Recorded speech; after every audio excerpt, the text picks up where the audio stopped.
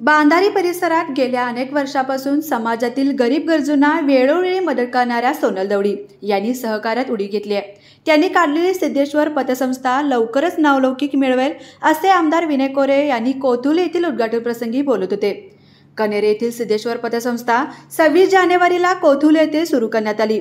या संस्थेच्या माध्यमातून गरजूंना व्यवसाय करण्यासाठी कर्ज पुरवठा करण्यात येईल, तसेच संस्थेच्या माध्यमातून सभासदांना सर्व प्रकारचे सहकार्य करण्यात येणार असल्याचे संस्थापक चेअरमन सोनल अनिलकुमार दवडी यांनी सांगितले। यावेळी विविध मान्यवर यांचा सत्कार करण्यात आला।